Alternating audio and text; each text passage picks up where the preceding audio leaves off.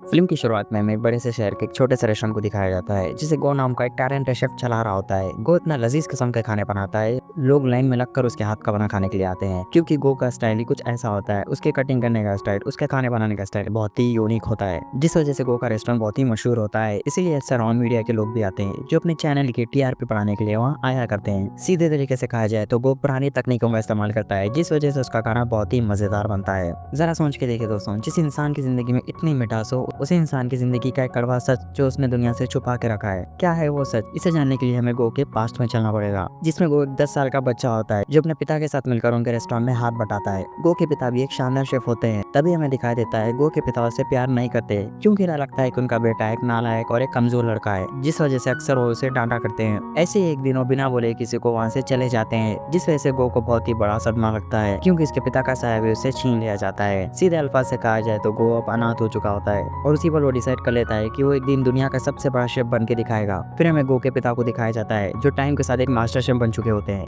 वो चाइना के बहुत ही बड़े शेफ बन जाते हैं, इसीलिए चाइनीज लोग उन्हें अक्सर the God of the cooking के नाम से भी पुकारते हैं। लेकिन इतने सालों बाद भी उन्होंने गो का पता किसी को भी नहीं बताया कि उनका एक बेटा भी है और इसीलिए गो उनसे नफरत करता है क्योंकि गो का पूरा बचपना अकेले ही गुजरा होता है। कहीं ना कहीं ये बात सच भी होती है। कौन सा पिता अपने बेटे को ऐसा छोड़कर चला जाता है? इसके बाद हमें एक आदमी को दिखाया जाता है जो लाइन तोड़कर रेस्टोरेंट में घुसने की कोशिश कर रहा होता है और अपने पैसे का रोज झाड़ रहा होता है। और तभी गो की नजर उस पर पड़ जाती है। गो उनसे कहता है, मेरे लिए सब कस्टमर एक जैसे है, तो चुपचाप जाकर लाइन में लग जा। जो सुनने के बाद वो आदमी समझ जाता है और खामोशी से 9-2-11 हो जाता है। वहीं दूसरी तरफ हमें पोल नाम का एक मशहूर और एक हैंडसम शेफ को दिखाया जाता है। पोल सिर्फ शाही खानदानों के लिए खाना बनाता है। पोल की एक गर्लफ्रेंड भी होती है जो उसके साथ उसका हेल्पर का भी काम करती है। इसके बाद पोल एक शानदार डिश बनाता है जो लेकर जाकर वो शाही लोगों के सामने प्रेजेंट करता है, जिसे खाने के बाद वो लोग उसकी बहुत तारीफ करते हैं क्योंकि उन्होंने अपनी पूरी जिंदगी में इससे बेहतरीन डिश कभी खाई नहीं होती है। ये सब देखकर एक फ्रांस की बड़ी कंपनी उसे हायर करने का सोचती है, मगर पोल उनके सपनों पे पानी फेर देता है। कहीं ना कहीं पोल अपने पिता का सपना पूरा करना चाहता है और चाइना जाकर अपना खुद का एक रेस्टोरेंट खोलना चाहता है। फिर पोल चाइना चला, जहाँ पहुंचते वो एक फिश मार्केट के लिए निकल जाता है। जहाँ पहुंचते वो शॉप ओनर से कहता है, मुझे एक बड़ी सी मछली चाहिए। इस पर वो शॉप ओनर से कहता है, यहाँ पर कोई बड़ी मछली नहीं है, आपको चाहिए तो इन्हीं में से कुछ ले लीजिए। इसके बाद पोल इधर उधर देखने लगता है ताकि उसे कोई मछली मिल जाए,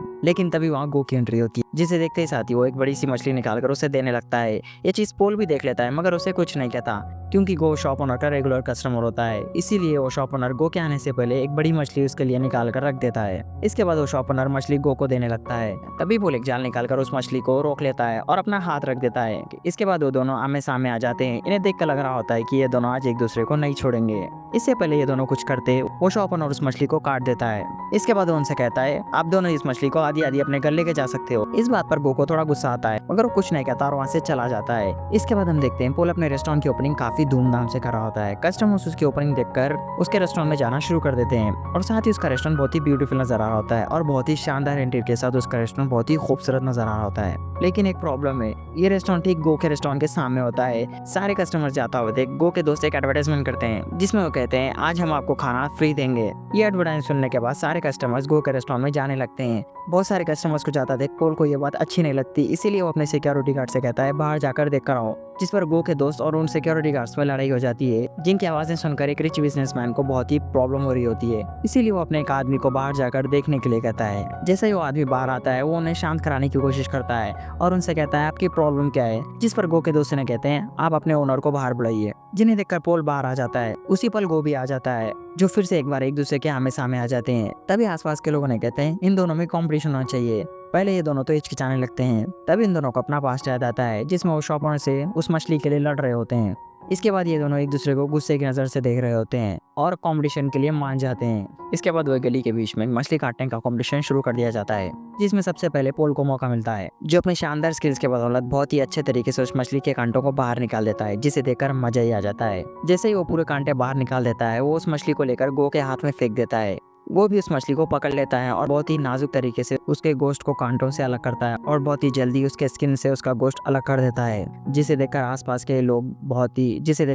के लोग भी हैरान हो जाते हैं। कहीं ना कहीं वो लोग भी इनका टैलेंट देखकर हैरान हो जाते हैं। कहीं ना कहीं ये दोनों बराबरी के प्लेयर होते हैं। इसलिए पोल का एक मेन गेस्ट में कहता है, आप दोनों चाहे तो इंटरनेशनल खाना बनाने की कंपटीशन को भी ज्वाइन कर सकते हैं। ये कहकर वो गो और पोल को हाथ मिलाने के लिए कहता है। इसके बाद हम पोल का इंटरव्यू देखते हैं जिसमें वो कहता है, चाइना के लोग आज भी मुगल जमाने के तरीके का खाना बनाते हैं। उन्हें एडवांस किस्म का खाना बनाना खाना नहीं आता, इसीलिए मैं खाना सिखाने के लिए फ्रांस से चाइना आया हूँ। वहीं दूसरी तरफ गो भी सेंडल को देख रहा होता है। पोल की सारी बातें गो को अपने सीने में छुपने लगती हैं। वहीं दूसरी तरफ हमें गो के पिता को दिखाया जाता है, जो एक इंटरव्यू में होते हैं। तभी वो रिपोर्टर से पूछती है, गो का सरनेम और आपका नाम मिलता जुलता है, क्या आप गो के पिता हैं? जिस पर वो साफ साफ मना कर देते हैं और कहते हैं, मेरा कोई बेटा नहीं है। वहीं दूसरे दिन पोल की गर्लफ्रेंड गो के रेस्टोरेंट में आती है।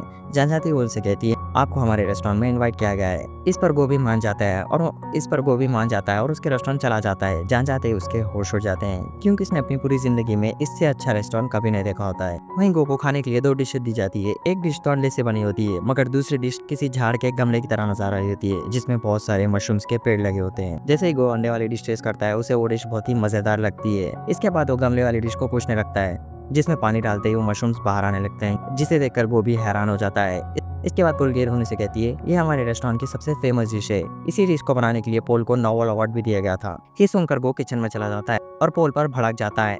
इसके बाद उसे कहता है, तुम मुझे ये दिखाना चाहते हो तुम इससे कितने बेहतर हो। जवाब में पोल कुछ नहीं कहता और एक फ्रीजर में से एक मीट का टुकड़ा निकाल कर वो गो पे दे देता है और कहता है, तुम इसे बनाकर दिखाओ। गो भी इस चैलेंज को एक्सेप्ट कर लेता है और पोल की किचन में अपने स्टाइल का खाना बनाने लगता है। लेकिन पोल उसी डिश को बहुत ही मॉडल तरीके से और बहुत ही जल्दी बना देता है, जिसे बनाने के बाद वो गो को दे देता है, जिसे देखकर वो समझ जाता है। इसीलिए वो बिना बोले वहाँ से चला जाता है। गो के जाने के बाद पोल गो की डिश टेस्ट करता है, जिसे खाने के बाद उसके आंख में से आंसू आने लगते हैं, मगर गो बहुत ही उदास हो जाता। इसके बाद वो अपने रेस्टोरेंट में जाकर बैठ जाता है और अपनी बीती हुई जिंदगी को याद करने लगता है। इसमें गो के पिता से कहते हैं, तुम कभी भी एक अच्छे शेफ नहीं बन पाओगे। वहीं दूसरी तरफ हमें गो के पिता को दिखाया जाता है, जो एक आदमी के साथ कुछ गेम खेल रहे होते हैं। तभी वो आदमी गो को कॉल करता है और उसे कहता है, तुम्हारे पिता तुम्हें याद करें। जो सुनने के बाद गो उस जगह तेजी से जाने लगता है जहाँ पर उसके असली पिता होते हैं, जिन्हें देखकर उनसे कहता है, आपने मुझे क्यों याद किया है, क्योंकि आप तो मुझे अपना बेटा भी नहीं मानते। इस पर गो के पिता उसे कहते हैं, मैं नहीं चाहता था कि लोग तुम्हें मेरे नाम से जाने। अगर लोग तुम्हें मेरे नाम से जानेंगे तो तुम कभी भी एक बड़े शेफ नहीं बन पाते। जिस सुनने के बाद उनसे कहता है, ना मुझे आज आपकी कोई जरूरत है ना कभी होगी। जब मुझे आपकी जरूरत थी तब तो आपने मेरा हाथ छोड़ दिया, तो आपको अब मेरी जिंदगी में बोलने का कोई हक नहीं है। जो बोलकर वहाँ से चला जाता है। वहीं दूसरे दिन कॉम्पिटिशन शुरू हो जाता है, जिसमें पोल और गो को सबसे पहला मौका मिला जाता है, जिसमें उन्हें टास्क दिया जाता है, जिसमें पोल को एक स्वीट डिश बनानी होती है और पोल को एक चिकन करी बनानी होती है, और वो दोनों बहुत ही मेहनत और लगन से अपनी डिश बनाने लगते हैं। पोल बहुत ही जल्दी अपनी डिश बना लेता है। वहीं दूसरी तरफ वो अपनी डिश को रेडी कर रहा होता है और शानदार तरीके से प्रेजेंट करता है, जिसे देखकर ऑडियंस भी हैरान हो जाती है और उनकी तारीफ करने लगती है। इसके बाद उनकी डिशेस को जजेस के सामने रखा जाता है, जिसे टेस्ट करने सेम पॉइंट्स मिलते हैं, क्योंकि जजेस को भी उनकी डिशेस में कुछ ज्यादा फर्क नजर नहीं आ रहा होता है। तभी स्टेज पर एक जज आते हैं और उनसे कहते हैं, इन दोनों की डिशेस लाजवाब थी, फिर भी हमें किसी एक को विनर घोषित करना पड़ेगा। लेकिन टाइम मैनेजर मुझे पोल का अच्छा लगा, इसीलिए मैं पोल को चूज करता हूँ। इसी के साथ ये कंपटीशन पोल ने अपने नाम कर लिया है। पोल इस कंपटीशन को जीतकर बहुत ही खुश होता है, मगर वो इस कंपटीशन को हारकर बहुत ही उदास हो जाता है और एक गेमिंग स्टोर पर चला जाता है और बहुत दिन तक वहीं गेम खेलते रहता है। वहीं एक दिन वही आदमी गो के पास आ जाता है और उसे कहता है, हार जीत तो चलती रहती है, ये एक जिंदगी का मकसद होता है, हमें इसे सीखना चाहिए, ना कि हार मान लेना चाहिए। वहीं पोल अपनी जीत का जश्न मना रहा होता है अपने दोस्तों के साथ।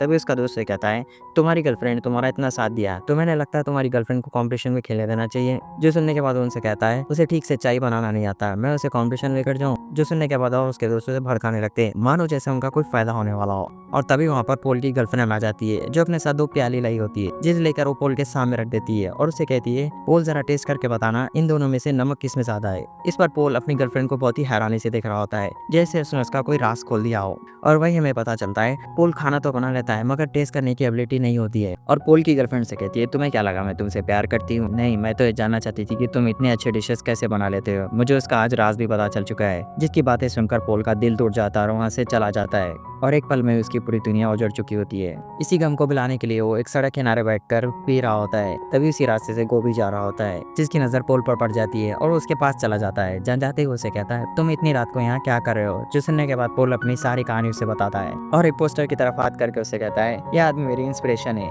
इनकी तरह एक दिन मैं दुनिया का सबसे बड़ा शेफ बनूंगा। जिसकी बातें सुनकर गो उसकी तरफ मुस्कुराते हुए देखता है और कहता है, तुम जिस इंसान को अपना आइडियल मानते हो वो एक इंसान एक दोगला है, जिसकी लालच के आगे उसने अपने घर को तक छोड़ दिया है। ये इस इंसान की असलियत है। जिसकी बातें सुनकर पोल उसकी तरफ हैरानी से देख रहा होता है और कहता है, तुम्हें इस इंसान के बारे में कैसे पता? जिस पर गो अपनी सारी कहानी बता देता है, जो उसने अपने बचपन में देखी होती है। जिसके बाद ये दोनों अच्छे दोस्त हो जाते हैं और कहते हैं, अब हमें क्या करना चाहिए? जिस पर गो से कहता है, यह आदमी हमारे सामने नहीं है, इसीलिए हम इसे कुछ नहीं कर सकते, मगर इस पर बॉटल जरूर फेंक सकते हैं। जिसके बाद ये दोनों मिलकर उस पोस्टर पर बॉटल फेंकने लगते हैं। इसके बाद ये दोनों मिलकर गो के रेस्टोरेंट में जाते हैं, जहाँ पर पहले से इनका कोई इंतजार कर रहा होता है, जो कोई और नहीं पोल के पार्टनर्स होते हैं, जो पोल की सिग्नेचर के लिए वहाँ आए होते हैं। जिसे देखते ही उनसे कहता है तुम्हारी हिम्मत कैसे हुई आने की, जिस पर पोल के पार्टनर्स उसका मजाक उड़ाने लगते हैं और कहते हैं इस एग्रीमेंट में साफ साफ लिखा गया है अगर तुम इस कॉम्पिटिशन से बाहर होना चाहते हो तो तुम्हें इस एग्रीमेंट पर साइन करना पड़ेगा। इस पर पोल उनसे कहता है तुमसे किसने कहा कि मैं एग्रीमेंट तोड़ने वाला हूँ, मैं तो इस कॉम्पिटिशन में जाऊंगा और जीत के आऊंगा। सुनकर पोल के पार्टनर्स को बहुत गुस्सा आता है और उसे कहते हैं तो कॉम्पिटिशन को खेलने के लिए तुम्हारे पास कोई पार्टनर भी होना चाहिए, तुम्हारे पास तो कोई पार्टनर नहीं है तो तुम इस कॉम्पिटिशन को कैसे खेलोगे।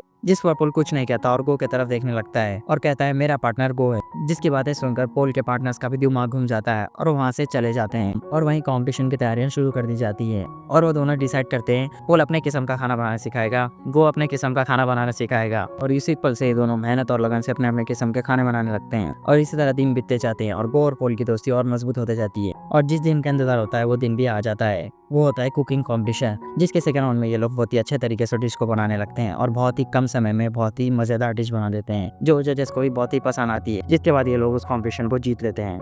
ये दोनों मिलकर अगले राउंड के बारे में बात कर रहे थे, लेकिन प्रॉब्लम होती है इस कंपटीशन को खेलने के लिए हमें किसी एक को चूज करना पड़ेगा। जिस पर वो उसे कहता है पोल मुझे तुम पर पूरा भरोसा है कि तुम मेरे पिता को हरा सकते हो। इस पर पोल उसे साफ साफ मना कर देता है और कहता है इस कंपटीशन को मैं नहीं तुम खेलने वाले हो, ताकि तुम भी ये प्रूफ कर सको कि तुम भी एक अच्छे शेफ हो। और बहुत बार मना करने के बाद गो मान जाता है। इसके बाद वो कंपटीशन शुरू हो जाता है जिसमें उसके सामने उसके पिता होते हैं, जिसमें गो के पिता बहुत ही तेजी से खाना बनाने लगते हैं। वहीं गो एक ही जगह खड़ा होकर सोच रहा होता है, जिसमें उसे एक सपना आता है। यहाँ पर उसके पिता के जाने के बाद वहाँ के बच्चे उसे बहुत ही तंग किया करते थे और बहुत ही मारा करते थे और उसी पल उसके पिता उसके मुंह पर पानी फेंक देते हैं, जिससे वो सब में से बाहर आ जाता है और उसी पल से गो भी कुछ बनाने लगता है। वहीं गो के पिता भी बहुत ही परफेक्टली कुछ बना रहे होते हैं और 1 घंटे में ही वो अपनी डिश तैयार कर लेते हैं जो बहुत ही बढ़िया नजर आ रही होती है। इसके बाद गो के पिता की डिश जजेस के सामने रखी जाती है, जिसे खाने के बाद वो उनकी बहुत तारीफ करते हैं। वहीं गो भी एक डिश बनाता है जो जजेस के सामने नहीं, वो अपने पिता के सामने लेकर जाकर रख देता है और उनसे खाने के लिए कहता है, जिसे खाने के बाद उनके आंख से आंसू आने लगते हैं और वो बच्चों की तरह खाने लगते हैं और वो मुस्कुराते हुए वहाँ से चला जाता है और उसी के साथ ये शानदार मूवी एंड हो जाती है।